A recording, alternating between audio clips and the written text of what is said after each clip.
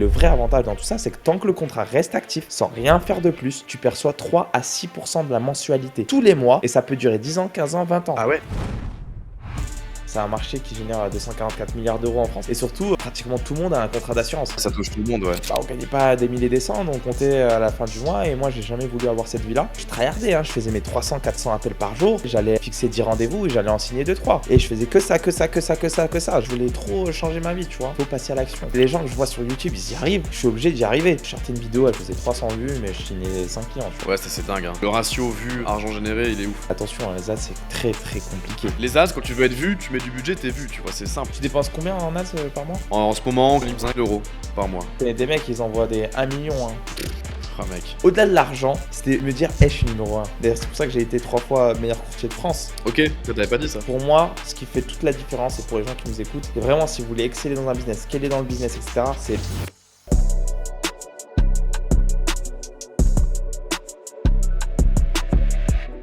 Allons-y, frérot. Let's go. Bah écoute, tu vas pouvoir te présenter parce que je pense qu'il y a sûrement des gens qui te connaîtront pas. Je te propose de le faire en 30 secondes top chrono. Vraiment en mode speed speech. Vas-y. Donc écoute, j'envoie le chrono quand t'es prêt. Dis-moi quand ça... Let's Là, go. ça filme, là, depuis le début? Bien sûr, bien sûr. Ah merde, ok. Ah ouais, ok, j'ai Ah ouais, t'es cuisiné direct, mec. Ah ouais, ok. Moi, de ma tête, je me suis dit, attends, tu vas lancer. Non, non, non, non, non. Bon, Du coup, tu me dis si t'es bon et Vas-y, j'envoie. vas-y, on va faire ça en 30 Allez, secondes. vas-y, let's go. T'as 30 secondes, bro. Alors moi c'est Elias, j'ai 25 ans aujourd'hui, je suis courtier en assurance depuis maintenant 6 ans. J'ai plusieurs cabinets de courtage à mon actif, j'ai 6 cabinets aujourd'hui en partenariat avec un des plus gros groupes de courtage en France. Je suis aussi formateur, voilà, j'ai à peu près 300 membres aujourd'hui dans mon accompagnement en moins de 6 mois. Donc voilà un petit peu ma présentation, je fais du foot, je fais un peu de sport, j'habite à Dubaï et puis go aller chercher l'excellence dans nos business tout simplement. Nickel, 30 secondes, c'était parfait, mec. T'en penses? Du coup, moi, je pense que c'est super intéressant parce que nous, on s'est rencontrés sur Instagram, je crois d'ailleurs, ou non, sur WhatsApp, je sais plus trop comment on s'était rencontrés. Mais j'avais regardé un peu ce que tu faisais et moi, pour le coup, je connais vraiment pas du tout le milieu de l'assurance. Bah, je connais le milieu de l'infoproduit parce que j'en fais aussi depuis 4 ans, donc j'ai compris que tu avais un business derrière d'infoproduit là-dessus, comme tu Ouais. l'as dit. Mais pour ceux qui connaissent pas du tout, comme moi d'ailleurs, est-ce que tu peux expliquer ce que c'est vraiment que ce métier-là, le métier de courtier en assurance? Comment c'est possible que tu peux l'enseigner à des gens? Est-ce que les gens peuvent se lancer dedans? Enfin, vraiment, explique un petit peu Ouais, tout ce que carrément. ça regroupe. C'est drôle parce que, et c'est pour ça que j'ai lancé un accompagnement par rapport à ça, c'est qu'en fait, effectivement, aujourd'hui, beaucoup de monde ne savent pas un peu comment ça fonctionne, le milieu assurantiel. Moi-même, quand j'ai commencé à 19 ans, je connaissais pas du tout comment ça fonctionnait. Pourtant, c'est un marché qui génère 244 milliards d'euros en France, ça fait tourner l'économie en France, et surtout, pratiquement tout le monde a un contrat d'assurance. C'est ce que Mais j'allais dire, en, ça touche tout le monde, ouais. Ouais, 97% des Français sont titulaires d'un contrat d'assurance. Et pourtant, ça, c'est des chiffres qui sont véridiques. 8 Français sur 10 ne savent même pas ce qu'il y a dans leur contrat ou comment fonctionne le milieu assurantiel. Donc moi, en fait, à tout hasard, je me suis lancé dans le milieu assurantiel. Et effectivement, moi aussi, j'ai été assez surpris quand j'ai appris qu'en fait, tout le monde pouvait se lancer. Tout le monde pouvait monter en compétences, acquérir des connaissances et commencer à percevoir des commissions via le milieu assurantiel. Ok, T'as pas parce que, besoin de attends, diplôme. parce que courtier en assurance, en gros, toi, tu fais la relation entre une assurance et un particulier. C'est des assurances dans quoi? Parce que l'assurance, pareil, il y en a dans tous les domaines. Ouais, ouais, Je ouais, pose exact. vraiment des questions débiles, hein, parce que du Non, coup, moi, je mais connais pas et je pense que plein de gens connaîtront pas, donc c'est super intéressant. c'est des très bonnes questions en fait, totalement. En fait, moi, courtier en assurance, c'est l'intermédiaire entre la compagnie d'assurance et le client. D'accord? Moi, je me suis spécialisé sur la partie vie et santé, dans tout ce qui est plan d'épargne retraite, assurance vie, en fait, tout ce qui est placement financier, et aussi Ok, sur la partie santé, tout ce qui est prévoyance santé, mutuelle santé. Parce qu'aujourd'hui, c'est des produits qui m'intéressent. Gérer l'argent des gens, placer l'argent des gens, aider les gens, augmenter le pouvoir d'achat des gens. Ça, c'est ce qui m'a toujours fasciné. Et en fait, tu sais, moi, j'ai regardé le film Le Loup de Wall Street. Et je me suis toujours dit, ouais, moi aussi, je veux le faire, ça, mais en legit, hein, en quelque chose de plus ouais, légal. Et du coup, bah, c'est ce que j'ai fait, tout simplement. Et puis, effectivement, donc moi, je conseille les gens. Je défiscalise via des produits assurantiels. Et voilà, tout simplement. ok. Du coup, à la base, tu viens de. Parce que t'es vachement jeune en vrai, je pensais pas que t'avais 25 ans. Ouais, Tu viens de bien ce décembre. milieu-là, t'as fait un diplôme là-dedans ou... Parce que moi, à l'époque, j'ai fait un BTS en comptabilité. OK. Et je me rappelle qu'à l'époque, il y avait plein de BTS dans le lycée où j'étais et il me semble qu'il y avait une section assurance et tous ces métiers-là, tu vois? Donc je sais Ouais. pas si tu viens de là ou si tu t'es fait tout seul? Alors pas du tout en fait. Moi je suis originaire de Montpellier, j'étais à la fac de moi je suis titulaire d'un bac ES. Je suis allé à la fac, de ma ville, de Montpellier et puis en fait ça me plaisait pas et puis en fait tout simplement, je sortais beaucoup en boîte de nuit et moi je dis toujours que là où tu fais les meilleures rencontres, businessment parlant, c'est dans la nuit et c'est pareil, bah, c'est ça a pas loupé, hein, donc j'ai rencontré quelqu'un qui était courtier en assurance qui m'a parlé de ça, qui m'a dit: «Oh, je te vois bien là-dedans» et puis, c'était un mec qui était à Paris, moi j'étais à Montpellier. Je suis quelqu'un qui prend les opportunités à chaque fois. Toutes les opportunités qui m'ont été présentées, je les ai saisies et donc j'ai saisi cette opportunité, je suis allé et puis, ça a pas loupé, j'ai pris un train, direction Paris et puis, bah, c'est comme ça que j'ai monté, les échéances sans diplôme, sans connaissance, sans compétences, ni expérience. C'est vraiment à la force de travail que ça a commencé à marcher pour moi OK, et que ça fait 6 ans maintenant que je fais ça. incroyable. Du coup, tu Ouais. étais vraiment dans un schéma, on va dire classique. Je sais pas si tu avais prévu de devenir entrepreneur, parce que là, aujourd'hui, tu vis à Dubaï d'ailleurs, je crois qu'on en a pas Ouais, parlé, mais tu es expatrié et tout. ouais, ouais. Donc assez jeune et je sais pas, c'est un truc que tu avais, déjà en tête depuis, petit, comme il y en a plein qui ont ce storytelling de tu sais, Ouais. à 13 ans, je faisais des échanges de billes et je savais que j'allais être entrepreneur, blablabla, tu vois un peu? Je sais pas si tu étais dans ce délire-là ou si c'est un peu tombé, comme ça par hasard, Bah, le changement de destin, tu sais? écoute, non, non, c'est vrai que je fais partie de ce genre de personnes où à 15 ans, j'avais déjà créé des business, j'avais créé des marques. Après, je suis pas Einstein, hein, c'est-à-dire j'ai fait les mêmes business que tout le monde, hein. J'ai commencé par le dropshipping à 16 ans, ça a foiré, j'ai réessayé, ça a foiré, j'ai réessayé, ça a foiré. Puis je me suis pas laissé abattre, après je me suis lancé dans le MLM. OK. J'ai testé, j'ai lancé, j'ai mis ma famille, ça a pas marché. J'ai foiré.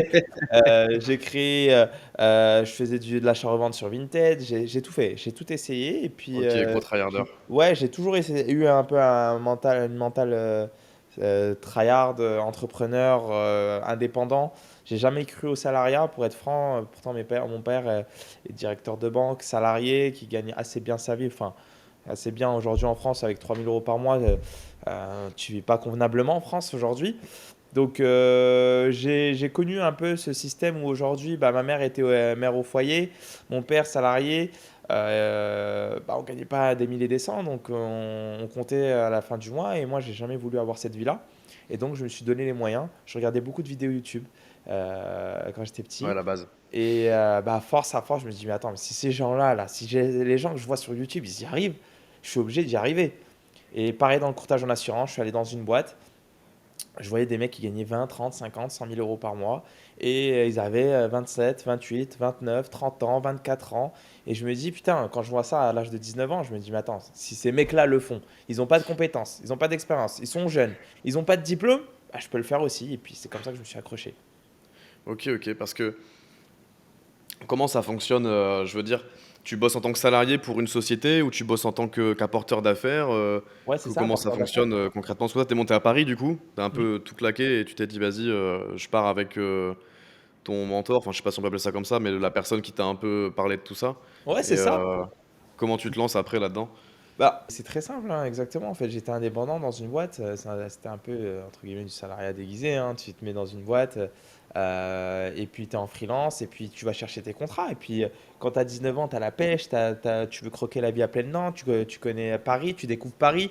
Moi, je suis de la campagne donc tu vois un peu, les strass et les paillettes et tu veux te dire tu Ouais. veux aussi réussir. Donc comment tu fais? Bah, tu vas tryharder dans l'entreprise, tu vois les gens, tu regardes comment ils font, ils prospectent, ils font du téléphone, du téléphone, du téléphone et puis c'est vraiment la loi des nombres, hein. Plus tu vas appeler, plus tu vas chiffrer, hein. C'est un peu comme closer, non? Tu bosses pour une boîte, tu es payé à la performance et tu dois démarcher, des clients en gros, c'est un peu ça? Bah, closer, en fait, tu reçois du lead, donc Ah oui, tu toi tu dois aller démarches pas. chercher tes leads par toi-même? Ah non, moi j'allais chercher mes leads par moi-même, j'allais sur page jaune, sur annuaire, sur des OK. annuaires et puis je tryhardais, hein. Je faisais mes 300-400 appels par jour et sur ces 300-400 appels, j'allais, fixer 10 rendez-vous et j'allais en signer 2-3 et je faisais que ça, que ça, que ça, que ça, que ça. J'ai fait ça pendant 2-3 ans. Après, j'ai monté les échelons, jusqu'à créer mes sociétés. Putain, excellent. Ah, c'est Ouais, ouf, je connaissais vraiment pas du tout ce domaine-là, mais c'est vrai que les assurances, en plus, enfin, genre, rien à voir, mais moi je suis en renouvellement de visa, en ce moment à Dubaï. Je sais ouais, pas si, tu as su ce truc-là, mais apparemment maintenant il faut une assurance, locale, OK, pour avoir ton visa. je Moi savais avant pas. j'avais une assurance, privée européenne, tu vois? Ouais. Et pareil, j'ai reçu une liste parce que je passe par un cabinet, tu sais, qui me gère mon truc. Ils m'ont fourni une liste d'assurances et tu sais, quand tu es là, tu dois choisir une assurance, tu comprends rien. Enfin, après, moi, je mets pas du mien parce que genre, c'est vraiment des trucs administratifs, ça me gonfle. Je trouve que c'est vraiment du temps investi. Le ROI est vraiment zéro, tu vois. Mais je peux comprendre que les gens se disent, vas-y, je passe par un courtier, peut-être qu'il va Ah bah oui, m'éclaircir, me guider, machin. Il y a un c'est vrai ça. besoin, quoi. Il y a un réel besoin. En plus, c'est un vrai métier sérieux. Tu aides vraiment les gens. Un vrai service. Puis en plus de ça, tu conseilles les gens. Tu vas regarder toutes les compagnies d'assurance comme tes brokers, tes courtiers. Bah justement, tu vas regarder quelle est la meilleure compagnie pour ton client par rapport à sa situation personnelle et sa situation professionnelle. Donc, tout le monde fait appel à un courtier aujourd'hui. Et c'est d'ailleurs pour ça qu'aujourd'hui, ça rémunère très bien parce que tu es payé à la commission. Et en plus de ça, tu es payé très gracieusement, quoi. Ok. Je sais pas si tu donnes des chiffres ou autre, mais juste pour que les gens s'imaginent, quand tu closes, enfin, je sais pas si c'est le terme, quand tu closes quelqu'un, mais quand tu apportes un contrat, en tout cas à quelqu'un, tu Ouais. es rémunéré sur quelle base? Parce qu'en plus, les assurances, c'est mensuel, donc est-ce que toi, tu es payé sur le rebill des clients tous les mois, ou est-ce que c'est juste un fixe? Ouais, Je sais pas du tout comment ça marche. c'est une superbe question en fait, comment ça fonctionne. Prenons l'exemple, là, il y a un client, je le démarche, je l'appelle, parce que maintenant on fait du lead aussi, il y a un client qui me contacte pour que justement je lui mette en place un contrat. Un contrat retraite qui est le contrat phare aujourd'hui en France, qui a dépassé l'assurance vie, bah, tu lui mets un contrat par exemple à 300 euros par mois. Toi, tu vas être payé sur le volume annuel, c'est-à-dire que tu vas être payé 15% du volume annuel. Imaginons que le client met 300 euros, tu vas être payé 15% de 3600. Ce qui veut dire qu'immédiatement, tu perçois 540 euros.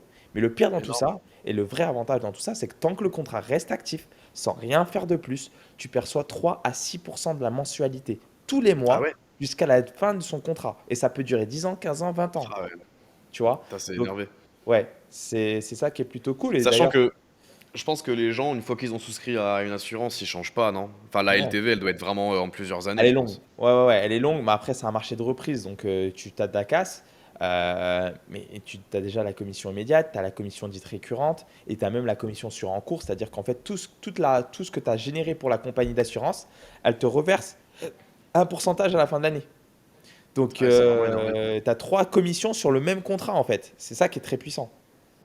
Ouais, c'est énervé.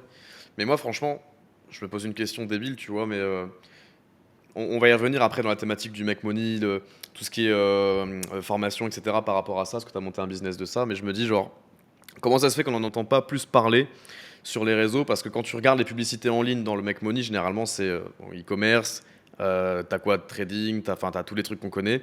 Mm. Mais genre moi, enfin, peut-être que moi je suis pas targeté par ça du coup parce que je suis peut-être pas Non, la non, mais cible, mais je vois jamais de publicité de nouvelle opportunité 2026 devient courtier bah, en assurance, tu vois. c'est vrai que nous c'est un métier qui est très sérieux et réglementé. Ça veut dire qu'aujourd'hui, tu vois tout et n'importe quoi sur les réseaux. Les mecs, ils te vendent du rêve, ils te font croire que tu vas gagner des milliers et des cents du jour au lendemain. Le courtage en assurance, tu gagnes très bien ta vie. Mais pour être franc avec toi, déjà, je suis le seul en Europe à faire ça. Donc, il n'y a pas de formation aujourd'hui proposée comme je le propose en Europe. Donc, c'est pour ça que d'ailleurs, je pense que tu vois pas ça sur les réseaux. Et puis, c'est surtout parce que c'est pas monsieur et madame tout le monde qui peut créer un accompagnement de ce genre. Il faut des Ok, agréments. Nous, on est Oriacé. Il faut plusieurs choses en fait. Les protocoles avec les compagnies d'assurance. Aujourd'hui, on travaille avec les plus grosses marques mondiales que je peux pas citer, mais les plus grosses marques. Hein, donc, tu pourras regarder sur Internet tout simplement. Et ça aussi, il faut avoir un certain volume, un certain background. Au sein dans le milieu assurantiel, ton nom il ressort. Et quand ton nom il ressort et que tu as des bons avis auprès des compagnies d'assurance, bah, ils t'encodent et surtout tu as des bonnes commissions derrière. Donc en fait, tout simplement, c'est qu'aujourd'hui dans le trading, dans l'e-commerce, c'est que tout le monde peut le faire. c'est Tout le ça. monde peut vendre de la formation et monsieur, madame, tout le monde peut s'apprivoiser professionnel dans le domaine et le faire. Nous, bah non, nous, il y a des agréments, il y a des protocoles à avoir, il y a des partenariats avec les plus grosses marques mondiales. Et bah, tout ça fait que bah, aujourd'hui, personne ne peut se lancer en tout cas, Ouais, vendre un je accompagnement comprends, dans ouais. ça. Il y a une certaine barrière à l'entrée. Puis en vrai, Exactement. c'est positif pour toi au final, parce que quand tu arrives à passer ces barrières-là, ouais, comme tu dis, t'es tout seul, quoi. Bah, c'est ça. Moi, j'ai créé cet accompagnement, bah, je l'ai créé il y a 7 mois. Hein. J'ai eu 6 ans Ah d'ancienneté ok, dans, c'est vraiment récent. Ouais, j'ai 6 ans d'ancienneté dans le courtage en assurance. 6 ans. Moi, quand je me suis expatrié à Dubaï, ça fait 2 ans que je suis expatrié à Dubaï. Je ne me suis pas expatrié comme ça. C'est parce que mes business dans le courtage en assurance fonctionnaient. Moi, je suis arrivé à Dubaï. Bah, tu sais, quand tout fonctionne bien, tout est délégué, bah, tu n'as plus grand-chose à faire, entre guillemets. Je Ouais, commençais ouais. un petit peu à m'ennuyer. Et bah, il faut dire ce qui est, c'est qu'à Dubaï, tous les gens qui t'entourent, c'est généralement des vendeurs de formation. Il Et y en en a fait, beaucoup, ouais. il y en a beaucoup. Donc moi, quand je leur parlais de, bah moi j'étais cabinet de courtage, etc. Et ils m'ont dit, mais attends mec, t'as un super un truc t'as une expertise. C'est un domaine que beaucoup de gens pourraient apprendre. Et moi, je le voyais pas comme ça. Moi, je voyais, tu sais, moi, vendeur de formation, arnaqueur, etc. Tu sais, Ouais, moi, c'est ça, c'est l'étiquette que j'étais tout le dans monde ce a des vendeurs de domaine-là. formation. Moi j'avais essayé jusqu'à, non, mais moi, j'ai pas envie d'avoir cette étiquette d'arnaqueur et tout. Je gagne très bien ma vie, j'ai pas besoin de ça. Après, je me suis dit, bah, pourquoi pas en vrai, c'est vrai que j'ai une vraie expertise, j'ai des vrais protocoles, je travaille avec des vraies marques. Donc pourquoi pas le proposer à tous les membres qui souhaitent le faire et surtout pourquoi pas proposer bah, ce beau métier qu'est le courtage en assurance, quoi. Ouais, c'est ça, c'est ça. Non, clairement. Bah, au final, tu as fait un petit peu la même chose que quand tu as rencontré ton collègue en boîte de nuit qui t'a dit Carrément. regarde, j'ai une opportunité. Là, au final, tu scales ça en ligne, quoi. Au final, c'est Ouais, un peu je ça. le mets en ligne. Nous, on a la chance, c'est qu'on a tout processisé. Donc, on a créé des CRM, on a créé un CRM à plus de 50 000 euros. On a tout digitalisé pour que tout soit fait en digital et que tout soit, que ça soit en sorte que ça se fasse, quoi, tout simplement. Ok. Et du coup, aujourd'hui, c'est qui à peu près le profil type de personne qui peut se dire, bah, je vais me lancer là-dedans? Est-ce que c'est plutôt des jeunes qui cherchent une opportunité pour gagner de l'argent? Est-ce que c'est plutôt des gens qui se reconvertissent, qui ont déjà un peu de bouteille dans le monde salarié? Ouais. Je sais pas vraiment, tu sais, vraiment quel genre de profil peut rentrer là-dedans.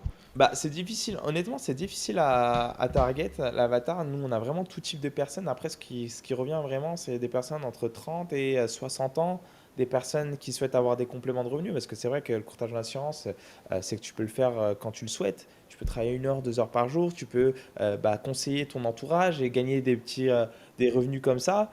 On a plus des personnes voilà, en reconversion professionnelle, mais on a des personnes qui carburent et par exemple, ceux qui font les meilleurs chiffres aujourd'hui dans le courtage en assurance, c'est des personnes qui ont 21 ans. Ok.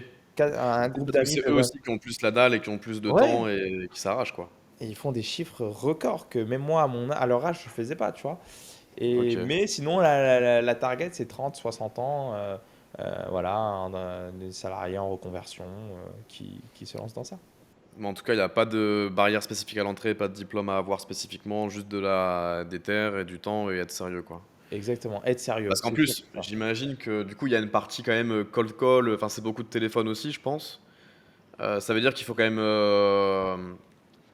Enfin, faut savoir le faire, tu vois, que communiquer, appeler des gens, machin, Bah, faut savoir le faire. Moi, j'ai testé l'année dernière, j'ai lancé une agence SMMA à ouais, côté de ce que je fais, qui au final n'a pas marché pour plein de raisons, mais on avait une équipe de mecs qui démarchaient les entreprises, on leur vendait des sites web.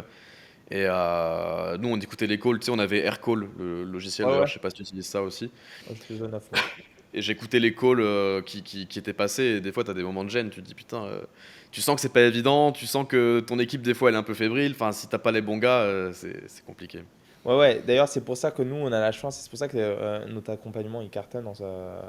C'est surtout parce qu'on a la chance de pouvoir mettre en fait à disposition du lead. C'est-à-dire qu'on met à disposition Ok, des leads chauds. C'est-à-dire qu'aujourd'hui, on a la chance et on a l'avantage de pouvoir enlever cette partie cold call, même qui, moi, je pense, est essentielle, mais pour beaucoup de personnes qui nous rejoignent, mais en fait, ils veulent pas tout simplement coller, ils veulent pas se casser la tête à aller prospecter dans le dur.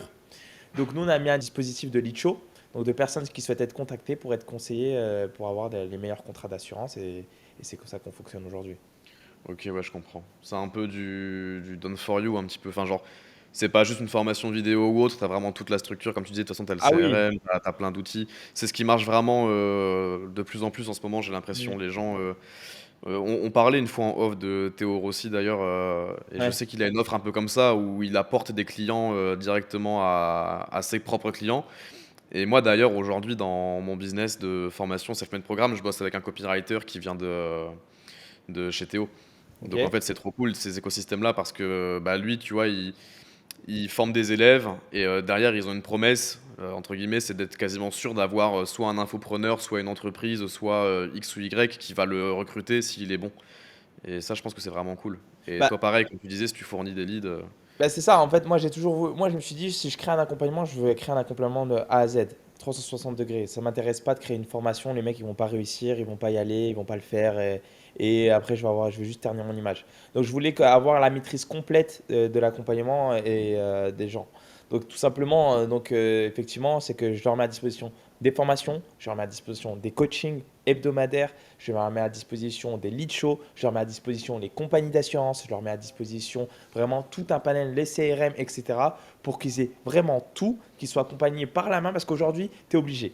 Tu es obligé, si aujourd'hui tu veux que ça fonctionne, tu les prends par la main, ils ont leur assistant personnel, tu les motives, ils sont motivés. Quand ils ont une question, c'est répondu sous les 10 minutes, 15 minutes. Voilà, voilà ils savent qu'ils sont accompagnés. C'est ça que je voulais faire. C'est pour ça que j'avais une mauvaise image des formateurs aujourd'hui. Moi, je me suis dit, si je fais un truc, je veux vraiment que ça soit quali, quali, quali. Et c'est comme ça qu'on a fonctionné et que ça marche plutôt bien, quoi. Mais d'ailleurs, en parlant de ça, tu parlais de l'image, des formations en ligne et tout ça. Je sais pas, c'est quoi ta vision, toi, par rapport à ça? Est-ce que toi, tu as une vision de, tu veux devenir, enfin, tu veux développer ta personal brand sur les réseaux, etc. Ou est-ce que tu fais juste de l'ADS? Parce que j'avais regardé ton profil, tu as une chaîne YouTube, quelques Ouais. vidéos, mais j'ai l'impression que tu as mis le focus sur les ads comme beaucoup font aujourd'hui. D'ailleurs, tu peut-être pas Ouais. forcément poussé à mort Instagram, YouTube, LinkedIn, j'ai pas regardé, mais Bah, en fait, j'ai fait YouTube. J'ai voulu faire un peu le même schéma que ce que tout le monde fait, mais en fait, aujourd'hui, je préfère rester fidèle à moi-même. Je suis parti sur du lifestyle, etc. Je me cherchais un petit peu sur YouTube. ouais, il faut Euh, au début, hein, de toute façon. Mais en réalité, moi, là où je veux juste parler de mon domaine, de mon expertise, parler du courtage en assurance, je vais reprendre YouTube, mais plus se centraliser sur le courtage. Et puis, comme je t'ai dit, les formations, des fois, ça a une mauvaise image. Et après, des fois, les compagnies d'assurance, ils me disent, ah, tu devrais plus faire ça, moins ça, etc. Et du coup, les compagnies d'assurance, ils me disaient rien, mais je sentais que voilà, si je pouvais éviter de Trop en faire sur les en réseaux faire sur pour les rien. réseaux, ce serait mieux, quoi. Ouais, je comprends. Donc en fait, au final, ouais, tu as lancé ce business surtout publicité et pas vraiment trop sur l'organique et t'as pas forcément la vision de développer une personal brand avec alors une vidéo YouTube tous les dimanches, machin, blabla. Non, Ok. ouais, non. Non, non, j'ai décidé de changer. Et puis, voilà, il faut pas oublier que la formation, c'est vraiment un plus. Moi, je suis vraiment focus sur mes boîtes, sur mes cabinets en France. C'est surtout ça. La formation, je le fais vraiment parce que ça aide les gens. Je vois qu'il y a des très bons retours. Les gens me remercient. Les gens montent en compétences, montent en expérience. Et c'est surtout ça que moi, qui m'intéresse. Mais après, en termes de. Je cherche pas non plus à développer sur YouTube ou quoi que ce soit. Moi, je suis très bien comme ça. Et En ça vrai, me- il doit peut-être avoir des requêtes sur YouTube, comment devenir courtier en assurance ou tous ces trucs-là. Parce que tu sais, moi, typiquement, à la base, enfin, moi, j'ai tabassé YouTube à mort Ouais, pour vendre mes formations parce qu'à la base, moi, je fais de l'e-com en SEO principalement, enfin SEO, Google Ads. Je sais pas, enfin, je pense que tu as ouais, quelques ouais, bases en e-com, tu disais que tu en ouais, avais bien fait et sûr. tout. Et donc moi, ma logique, c'était pour acheter un produit physique, les gens, ils cherchent sur Google. Et quand j'ai lancé mes formations, je me suis dit, pour acheter une formation, les gens, ils cherchent sur YouTube. Pour moi, c'est la même logique, un peu SEO, moteur de recherche, etc. Et au final, ça s'est vérifié, tu vois. Genre, j'ai quand même des meilleurs résultats avec YouTube qu'avec les ads. Même si les ads, c'est plus facile de scale parce que c'est plus mathématique. Je trouve que l'organique, il y a vraiment une partie un peu chance en vérité. Enfin, ça se discute, mais il y a une partie quand même, c'est un peu la loterie. Mais j'ai l'impression quand même que j'ai beaucoup de mes clients qui viennent en ayant tapé comment faire du dropshipping, tu vois, sur YouTube. Ils voient Ok. une vidéo à moi qui est bien référencée et peut-être tous les autres concurrents. Et, après, ils font leur choix, forcément. Mais c'est vrai que dans un cas comme le tien, je verrais bien, pas forcément tryhard YouTube et viser 1 million d'abonnés ou je ne sais quoi, mais peut-être juste poster genre une dizaine de vidéos. Tu prends Ouais, le c'est ça. studio à Dubaï, là tu fais full théorie, un truc full quali, 10 masterclass, tu les postes, tu essayes de référencer sur des mots-clés courtier en assurance et tout, et je suis persuadé que ça te ramène après Ce full que j'ai lead. fait, hein. Ce que j'ai Ok, fait. ah t'as déjà fait ça? Ouais, My ouais, ce bad, que j'ai j'ai pas. fait. Moi, Ok, pendant les premiers mois, j'étais pas en ads, hein, j'étais full organique, hein, et ça marchait ok. très bien. Ah, je pensais. Dès le premier mois, hein, dès le premier mois, j'étais en full organique. Dès le premier mois, j'étais très rentable, ça marchait plutôt bien. Mais, parce il y a personne qui en parle en plus Bah, c'est ça. c'est un métier qui pour les gens est assez vieillot et tout. Moi, j'essaie de le rendre plus sexy, plus accessible, plus facile. parce que tu penses qu'un courtier en assurance, c'est quelqu'un en costume cravate, alors que non, c'est pas vrai. Tu peux le faire Ah, de moi, dans ma chez tête, c'est toi. ça, hein. Bah ouais. Alors que regarde, tu peux le faire d'où tu le souhaites, de chez toi, et tu travailles, et bah, tant que tu conseilles bien le client, que tu suis ton devoir de conseil, et que tu es propre dans ta vente, il n'y a pas de problème. Tu Ok. vois. Tiens, d'ailleurs, ouais, t'as un suivi à faire après avec un client qui a pris une assurance via toi Hmm. quand t'es courtier? T'as un suivi à Non, faire avec lui? non, Non? c'est les compagnies d'assurance qui prennent le relais après. Toi, tu es juste voilà, un courtier en Commercial, quoi. assurance. Et bien sûr, le client, il va te contacter, et tout, mais tu le rediriges tout gentiment auprès de la compagnie qui va l'aider, et qui a un pôle exprès pour ça. Ok, top. Bon, bah écoute, nickel, t'as répondu à pas mal de mes questions. Je propose qu'on passe à la section le sujet d'actualité du jour.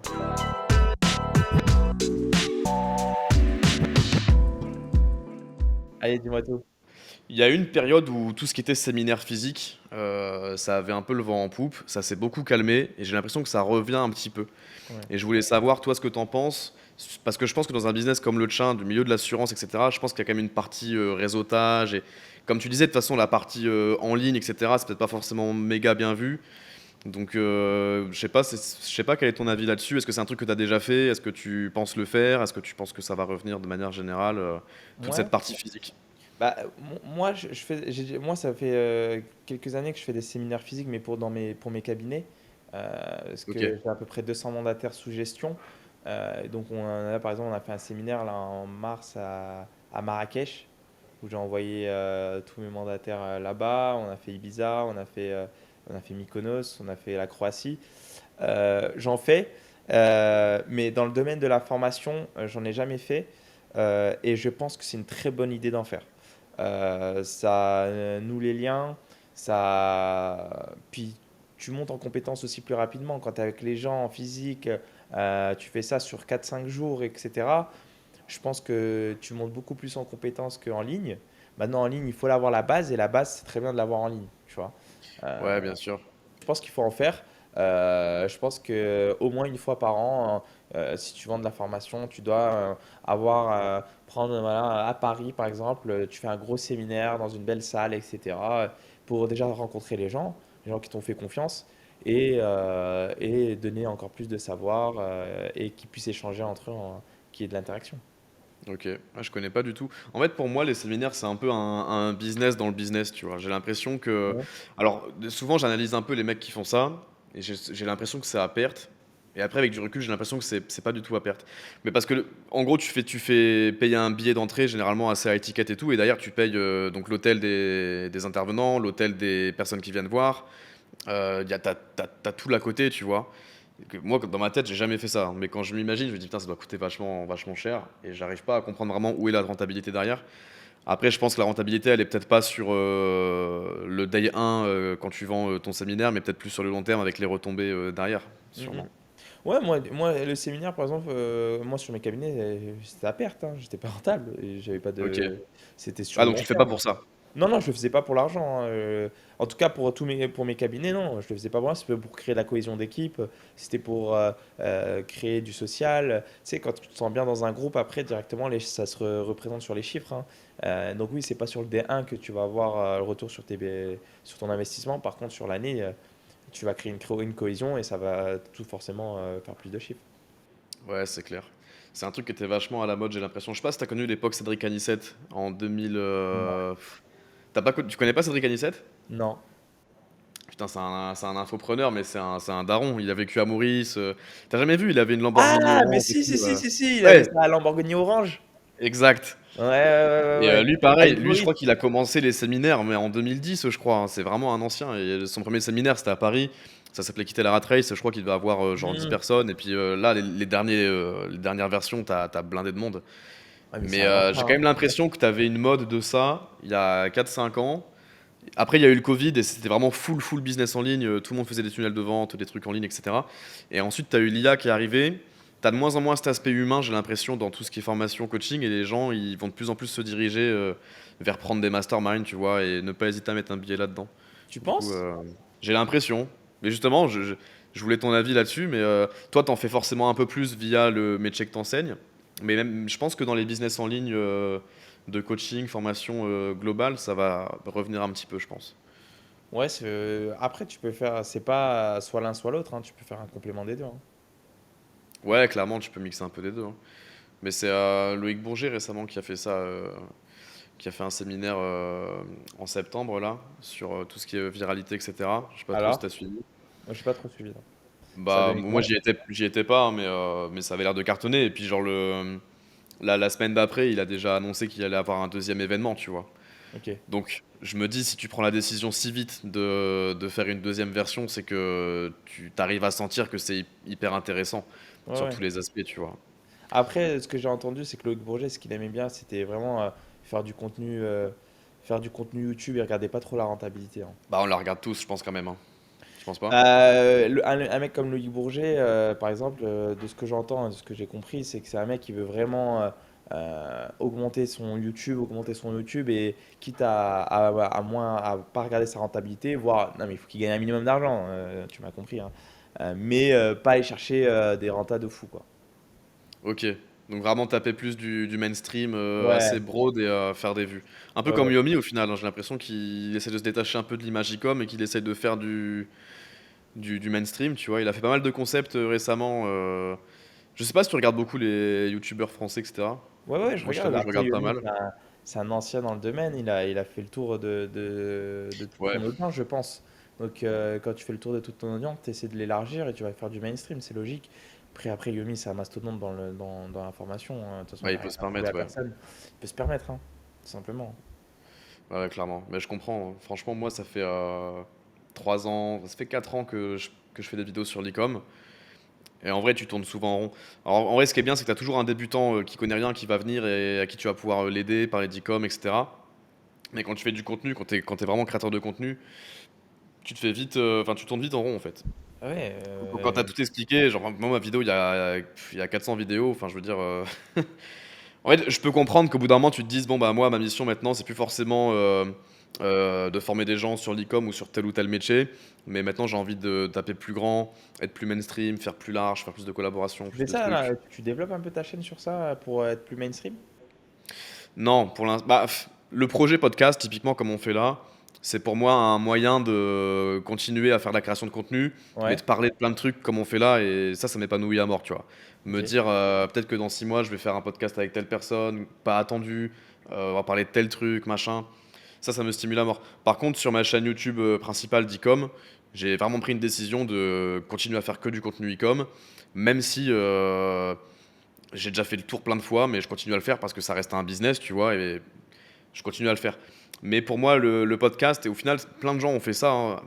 Alec Henry, il a fait une chaîne de podcast. Ouais, ça marche Enfin, le bien. format podcast, ça a cartonné, ça marche bien. Et je pense surtout aussi que c'est un moyen pour les créateurs de contenu de pas s'ennuyer. Parce qu'en vrai, le format podcast, tu t'ennuies jamais. Tu as toujours des invités différents, tu as des parcours différents, tu as plein de sujets sur lesquels échanger. Mais ouais, non, sur ma chaîne YouTube principale, je pense que ça va rester toujours e-com et ça restera là-dedans. J'ai essayé aussi de faire des trucs un peu différents. Parce que moi, en plus, j'ai une période où je montrais pas mon visage. Ouais, Je j'ai crois vu. que je t'en avais parlé. Ouais, ouais. Et c'est vrai qu'il y a eu un moment où je me suis dit, vas-y, je vais faire une nouvelle formation en dehors de l'e-com sur comment j'ai fait pour monter un business d'infoproduits sans montrer mon visage, tu vois. Et je l'ai sorti cette formation. J'ai fait un peu de contenu dessus, mais je Ça sentais que passe. l'audience était beaucoup moins réceptive, tu vois. Ouais.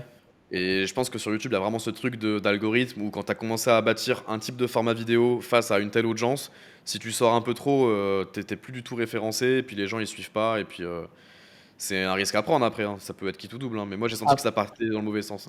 Après, le YouTube, ce qui est bien, c'est que c'est quali. C'est-à-dire que les gens, quand ils viennent de chez toi, c'est beaucoup plus quali, etc. C'est pour ça que YouTube, c'est toujours bien de le développer. Tout à l'heure, tu parlais des ads. Les ads, c'est plus facile à scale, mais attention, hein, les ads, c'est très, très compliqué. Moi, j'ai du mal à comprendre un peu l'algorithme des ads. Tu peux faire des super bonnes vidéos ça va pas marcher. Tu vas faire des vidéos de merde, des créatifs de merde, et tu vas voir que ça a explosé. Je comprends pas, j'arrive pas à comprendre l'algorithme. Tu sais pas pourquoi il y a une ads, elle va durer une semaine, puis tu as une ads, elle va durer 2 mois, elle va marcher, et puis d'un coup elle va s'arrêter. J'arrive pas trop à comprendre.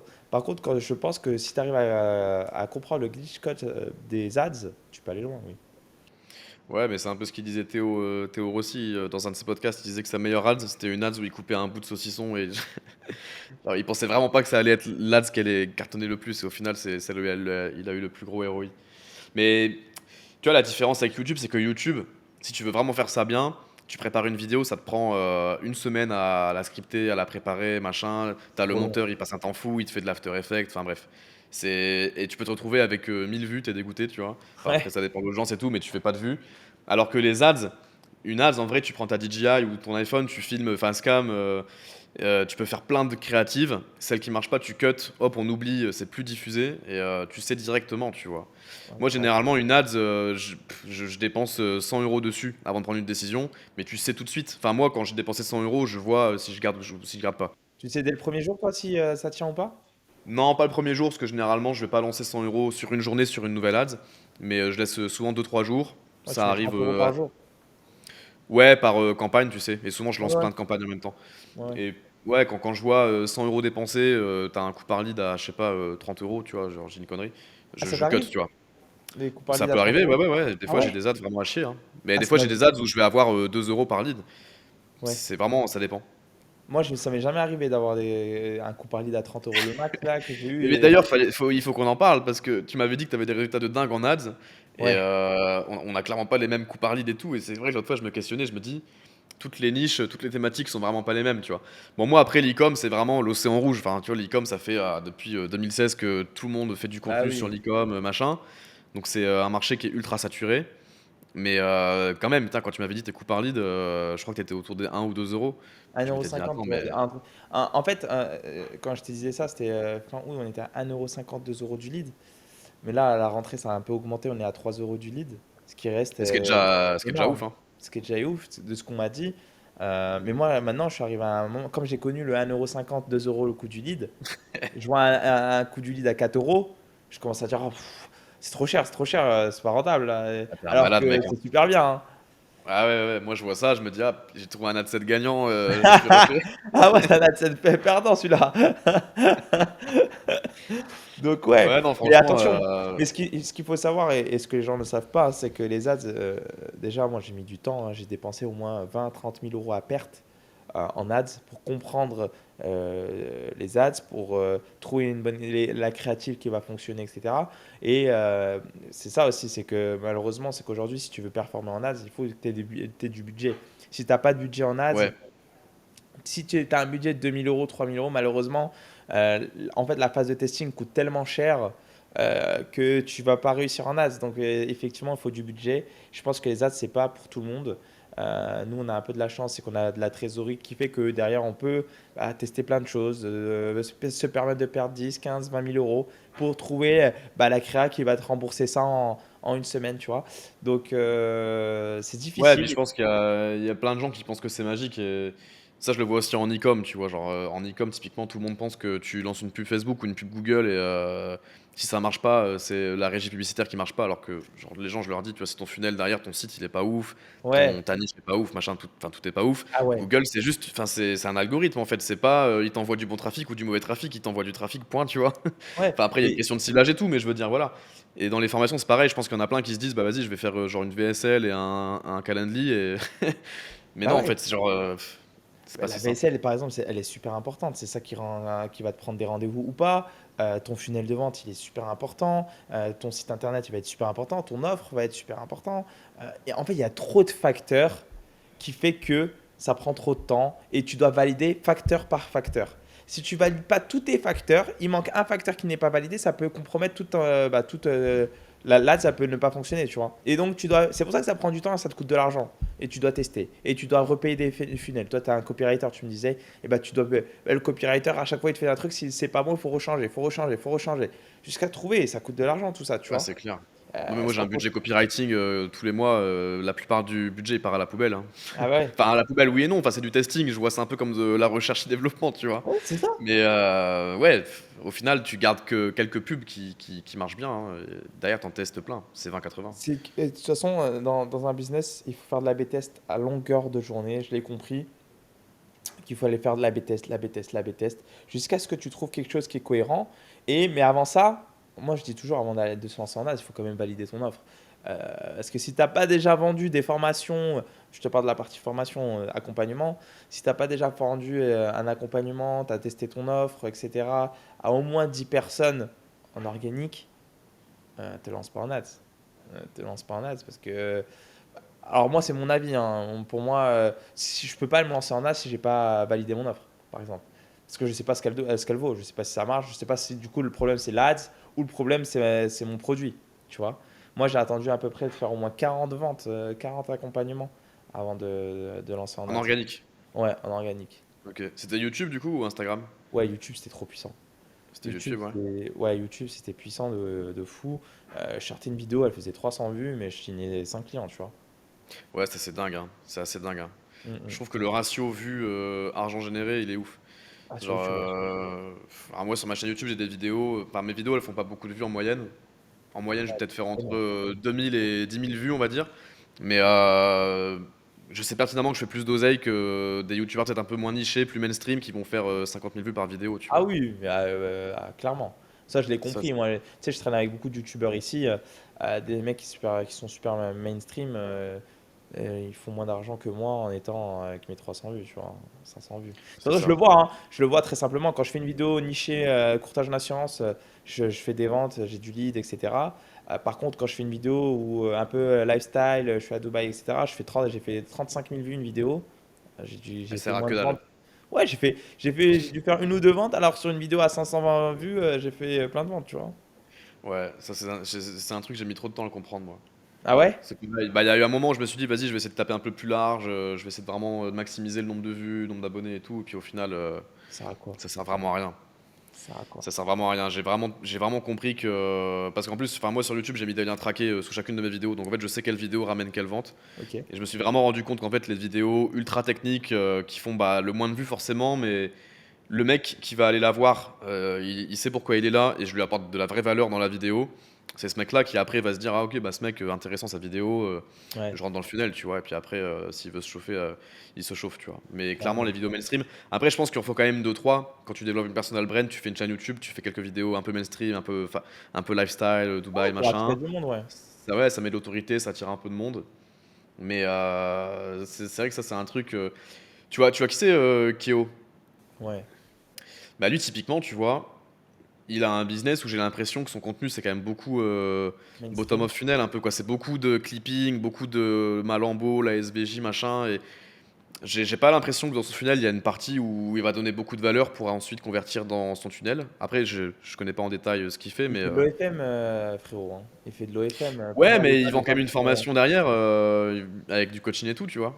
Je sais pas s'il y a du coaching, mais en tout cas, du peu que j'ai vu, parce que tu le vois beaucoup sur TikTok, en fait, TikTok, c'est la cible parfaite pour l'avatar qu'ils cherchent. Ils cherchent des enfants avec qui ils vont faire de l'OFM. Ouais c'est ça mais ces mecs là ils ont pas de budget en général tu vois. Ils n'ont pas de budget, mais ils vendent sa formation très. C'est du low ticket, hein. Ah Ils ouais? vendent pas à 4 000 euros. Non, non, c'est du low ticket. Ok. Ouais, c'est du low ticket. J'ai voulu faire un peu le même système à Clipping. Je travaille avec des agences de Clipping, mais c'était des enfants. C'est des enfants. Ça sert à rien ouais C'est c'est un ça. métier sérieux quand même. On conseille l'argent, on fait de la gestion de pattes et on place l'argent des gens. Si tu as un mec de 18 ans qui veut juste faire des sous-sous rapidement et pas conseiller et tout, ça quoi. Ouais non clairement Alors, clairement. en J'ai fait, testé aussi. toute la crédibilité que j'ai eue en 6 ans dans mon domaine de courtier en assurance, il part Elle part. en vrille. Ouais, pourquoi? Pour au final. Après, ça dépend des niches. Voilà, je l'ai compris qu'en fait, c'était une question de niche. Je pense que l'e-commerce, bah, toi, ton coût par lead, c'est normal qu'il soit plus cher bah, parce qu'il y a plus de monde. Ouais ça ouais. Euh, et il faut tester des stratégies. Je pense que le clipping, pareil, il y a beaucoup de monde maintenant qui fait du clipping, qui font du clipping. Ça prend énormément de temps avant que ça prenne. Pareil, il faut investir aussi de l'argent là-dedans. C'est pas une strat que j'utilise. Ça peut être une bonne strat pour certaines niches, mais moi, c'est pas ma strat. Je pense que le clipping c'est vraiment axé pour les mecs qui ont une image très très bling bling. Typiquement, tu sais, tous les mecs un peu genre traders et tout, à Dubaï, il y en a plein. Ils font Exactement. du clipping, mais c'est cohérent, tu vois. Mm. C'est une bonne C'est strat. cohérent. Ouais, c'est cohérent. C'est la strat qui fonctionne dans l'affiliation trading, en tout cas. Ça, c'est clair. Ouais, clairement, clairement. Moi, je suis assez d'accord. J'ai testé aussi le clipping, j'ai testé plein de trucs. En vrai, j'adore trop tester des trucs. Ouais, Mais le bah, problème, c'est c'est que plus le temps passe, plus je me dis, en fait, vas-y, il faut que je me focus sur ce que j'ai fait et qui marche. Et c'est souvent ce qui se dit, c'est quand tu veux scale, on dit souvent que tu dois garder vraiment les deux trois actions qui te rapportent du chiffre d'affaires. Et genre tout le reste, tu tires un trait dessus, tu vois. Et au final, c'est comme ça que ça fonctionne, hein. Mais toi, tu pourrais te couper les ads, tu aurais le même trafic? Bah, pas le même forcément, mais mon business, il survivrait, ouais, plus que survivre, ouais, il tournerait bien, même sans les ads, ouais. Ouais, ma chaîne YouTube aujourd'hui, elle tourne bien. Même les ads, en général, les ads, je vais pas dire à perte, mais sur les souvent trois quatre premières semaines où un lead va rentrer, en fait, mes leads qui viennent des ads, ils sont plus longs, beaucoup plus longs à convertir que mes leads qui viennent de YouTube, Oui, c'est typiquement. logique. Donc généralement, mon ROI, il est assez faible sur un mois déroulant, c'est vraiment sur le long terme. C'est pour ça que je continue à investir en ads, parce que je sais que ce que je propose, de toute manière, c'est de qualité, tu vois. Ça fait 3 ans, 4 ans que je fais ça. Donc pareil, on a 2000 élèves. Donc en fait, je sais que on a le bon product market fit, qu'un mec qui rentre dans le funnel, la vraie question, c'est quand est-ce qu'il va acheter et pas s'il va vraiment acheter. Donc c'est pour ça que je continue à investir des fois en ads, même si je sais que bon là, le coût par lead, il monte un peu, ou pas rentable sur les deux trois prochaines semaines, mais c'est pas grave, tu vois, je le calcule pas comme ça. Ah ouais, bah oui. Ouais, non, mais c'est clair. Tu dépenses combien en ads par mois? En ce moment, 15 000 euros par mois. Ok. Bah, le truc, c'est que moi, en vrai, en vérité, je parle pas énormément d'infopreneurs. Donc, je sais même pas si je suis dans une fourchette basse ou haute. Je pense que je suis peut-être un peu middle, quoi. Je pense qu'il y a des mecs qui scale vraiment comme des porcs. Je pense qu'il y en a qui envoient du budget de Moi, gros moi, cochons. je connais des mecs, ils envoient des 1 million hein, en ads, hein. Ah, mec. Ouais, laisse Ils tomber. envoient. Moi, je suis pas du Mais tout à ce step-là. je pense que si tu veux chercher des gros chiffres, moi je l'ai compris. Moi, je l'ai compris, si je veux aller des chiffres, des gros chiffres, tu es obligé d'aller envoyer de la purée en ads. Si tu as envoyé 100 000 euros par mois, 200 000 euros par mois, si tu veux aller chercher des gros chiffres. De toute façon, c'est la loi des nombres, hein. Je vois pas comment, même si tu mets 10 000 euros, tu vas pas faire à 400 000 euros, tu vois. Ouais, clairement, clairement. Mais on en parlait l'autre fois en off de ça. Mais moi, j'ai toujours essayé, tu vois, de monter progressivement mes budgets. Le problème, c'est que j'ai l'impression, je sais pas si c'est les algos ou quoi, mais généralement, plus je scale mes Oui, budgets ads, plus je vais avoir des profils de merde, en fait. Ah ouais? C'est-à-dire que là, moi, les budgets dans lesquels je suis là, où je vais dépenser entre 400 et 500 euros par jour, euh, j'ai des profils qui correspondent vraiment à, enfin, qui viennent parce qu'ils veulent se former en e-commerce et c'est ma bonne cible. Mais souvent, quand je scale plus fort, je me fais plus incendier dans les commentaires, j'ai beaucoup de mineurs qui rentrent, j'ai des profils pas quali en fait.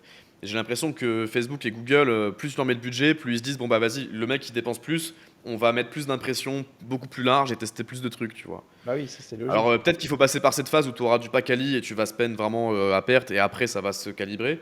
Mais j'ai pas passé ce Tu truc-là, laisses quoi. combien de temps tourner quand tu augmentes, tu scales? Franchement, bah, ça va dépendre. En fait, moi, je regarde surtout le coût par lead. Et vraiment, quand j'ai vraiment dépensé un montant où je me dis, bon là, j'ai dépensé, comme je disais tout à l'heure, plusieurs centaines d'euros sur un truc, le coût par lead, il est dégueulasse, je coupe, tu vois.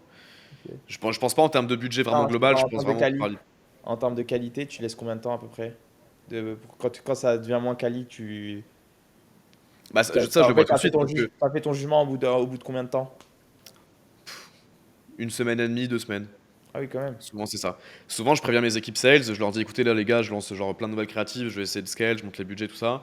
Et j'attends une semaine et demie, 2 semaines, et à chaque fois, quand tous les jours après tes sales, ils se disent, bah là, on a eu que des leads de merde, genre, tu te dis, bon, on va retourner à ce qui fonctionne bien avant, tu vois. Toi, t'as un retour t'es un break-even sur tes ads, toi, hein. C'est ça que tu me disais. Ou Ouais, bah en profit léger, mais ouais, c'est. On va dire break-even, ouais. donc c'est difficile de scaler quand déjà t'es en break-even à budget médian, tu vois. Ouais, pas évident. Donc, Et quand à côté de ça, je vois que YouTube, ça rapporte autant et ça coûte 10 fois moins. C'est pour ça que moi, en fait, j'ai jamais arrêté YouTube. Genre, je fais vraiment une vidéo tous les semaines. On a une équipe de production de ouf qui tourne bien. On a le copywriter. Enfin, cette partie-là, elle est bien, tu vois. Le seul truc qui est chiant, c'est que tu te sens. Enfin, moi, je me sens limité par les vues. Enfin, en tout cas, peut-être parce que c'est mon contenu, tu vois, et je suis biaisé. Mais je me dis, mon contenu, je sais qu'il est quali de ouf. Ce que je dis, ça a du sens. Et je me dis, putain, ça fait chier que l'algorithme, il me mette pas plus en avant, tu ouais, vois.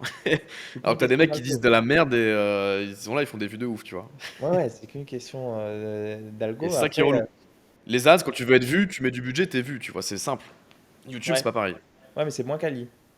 Ouais, c'est ça, c'est ça. C'est moins quali. Donc, c'est deux poids, deux mesures, c'est à prendre en compte. c'est des stratégies.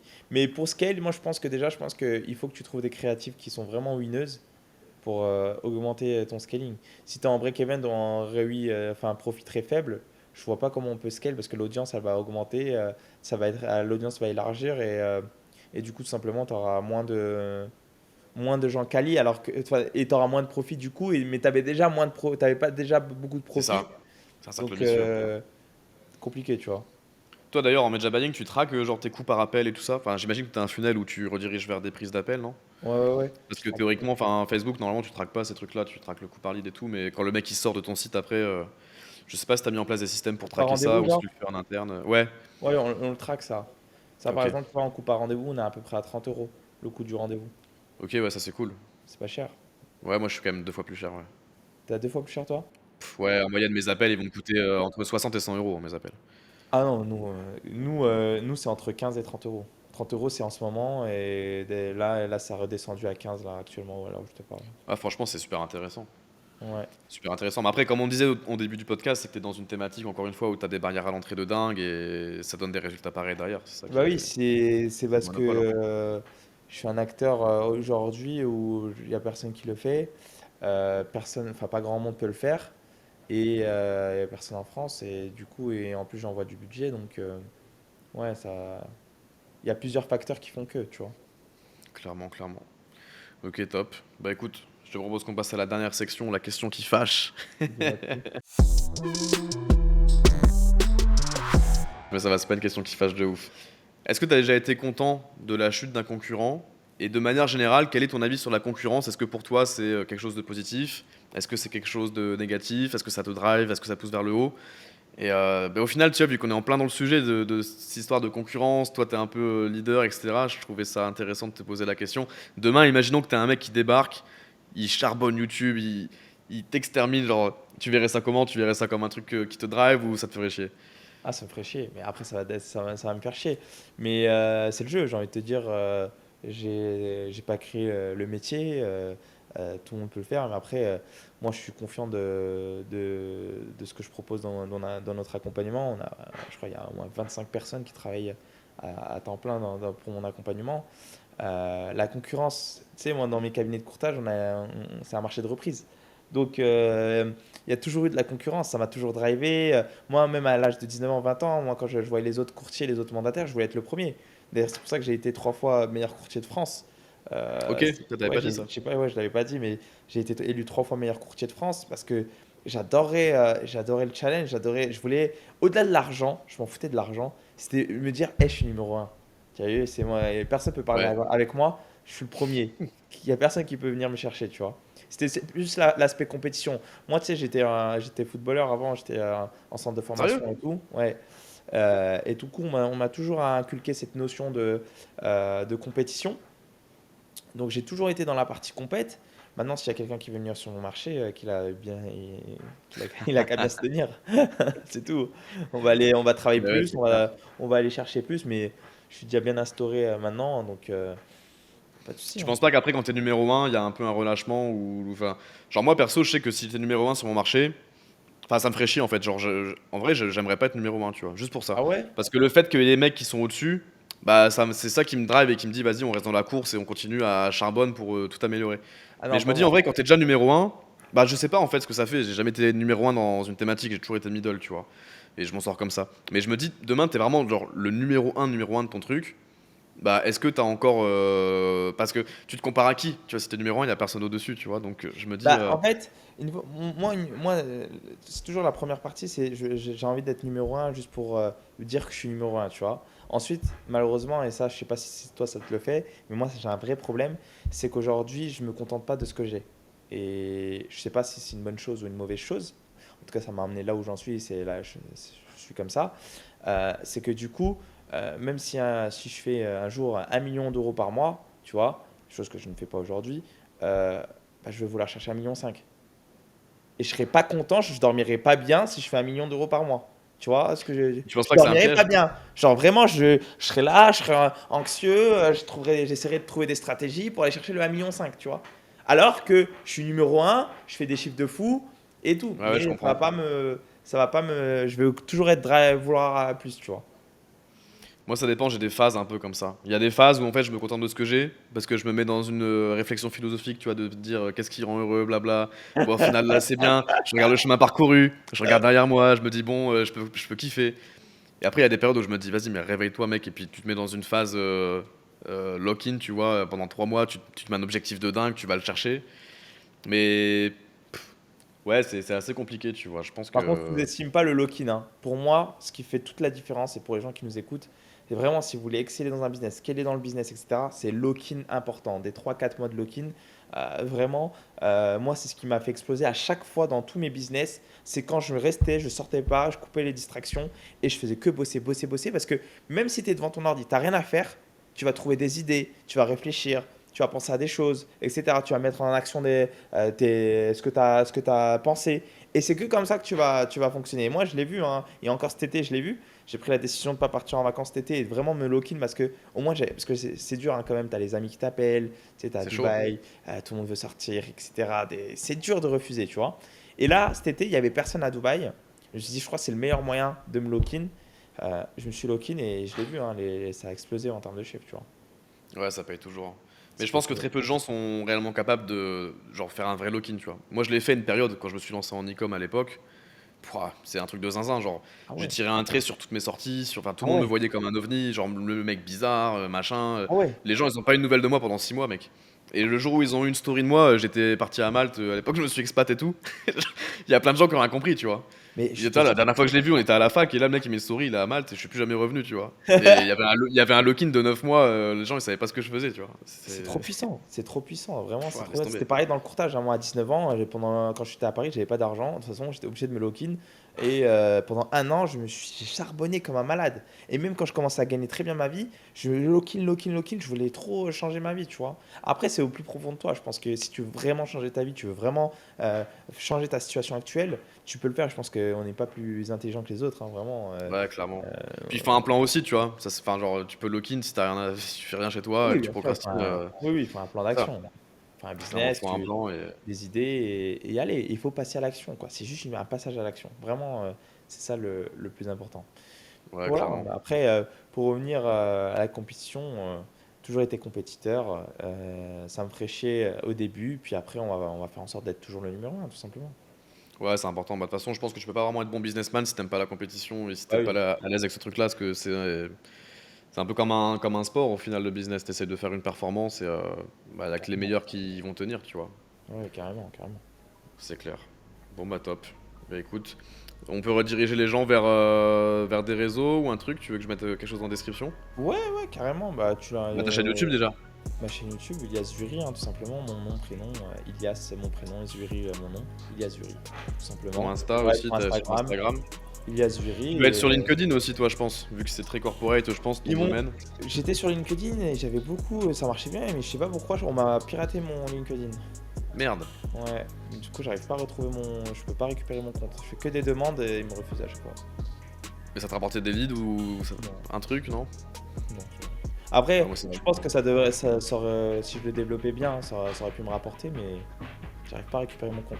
Et j'ai pas envie de repartir de zéro et tout. garde Instagram, YouTube et puis. Je garde Instagram, YouTube, puis Ouais. de toute façon, tant qu'on a Instagram, c'est ça qui marche. Instagram, C'est ça. Instagram, Ok. Meta, c'est que avec un peu de YouTube pour donner un peu, montrer un peu aux gens ce qu'on fait réellement via des vidéos.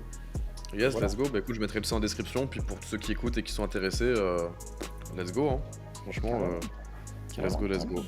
Bon, en tout Ouais, cas, c'était grave cool, mec. ouais, c'était On se sympa. remet ça, peut-être dans un an, hein. Qui sait, peut-être que tu feras les 1 million par mois d'ici là et que Si Dieu veut, hein. Si Dieu on en veut, reparlera, on hein. fait ça.